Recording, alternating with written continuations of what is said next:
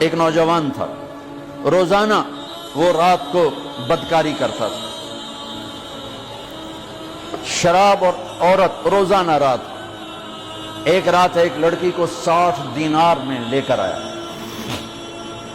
کچھ 10 لاکھ روپیہ بنتا ہے 60 دینار، سونے کے سکے تھے، 10 لاکھ ایک لڑکی ایک رات۔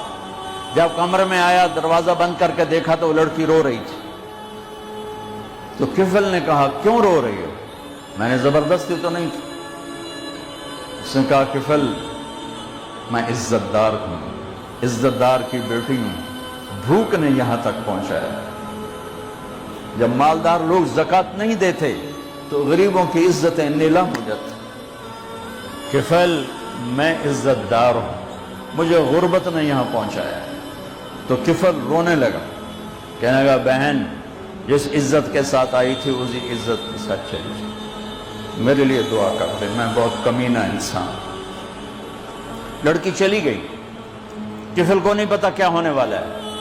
تھوڑی دیر کے بعد وہ مر گیا، جوان مر گیا۔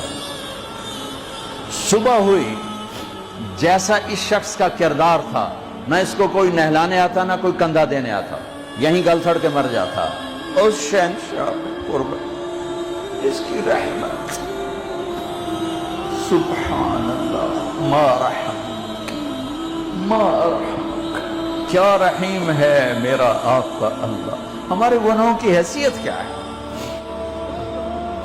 ایک لفظ توبہ ہر شے مٹا دیتا ہے۔ صبح ہوئی تو لوگوں نے کیا دیکھا؟ کفل کے دروازے پہ لکھا ہوا تھا بڑا بڑا نورانی سطروں میں، ان اللہ قد غفر للکفل، اللہ نے کفل کو معاف کر دیا۔ یہ کیوں لکھوایا؟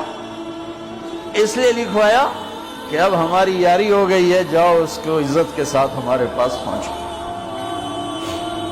میرے عزیزو، آپ اور ہم غفلت کے ماحول میں ہیں، جہاں گناہ نہیں رہا، نافرمانی کلچر بن گیا ہے، اللہ کے سے بغاوت ایک تہذیب بن گئی ہے۔ لیکن یہ صبح صادق کی آمد ہے کہ اتنے نوجوان میں اس یونیورسٹی کے میں دیکھ رہا ہوں، ساری مسجد تنگ پڑ گئی ہے، یہ کہیں سے صبح صادق بھی طلوع ہونے والی ہے۔ یہ جتنے تم بیٹھے تم ہی آج، اور باہر جو بچیاں بیٹھی ہوئی ہیں، کہ یا اللہ آج تجھ سے صلح کرتے ہیں، آج کے بعد تیری نافرمانی نہیں کریں گے، تو پورے دیش میں ایک ہوا چل جائے گی۔ میرے بھائیو، میرے عزیزو، اللہ کی قسم، اپنی مرضی کی زندگی اس دنیا میں کوئی نہیں گزار سکتا، جو گزارے گا دکھوں میں مر جائے گا۔ دین کی بات پھیلانا صدقہ جاریہ ہے، ثواب کی نیت سے ویڈیو کو شیئر ضرور کیجیے۔ جزاک اللہ۔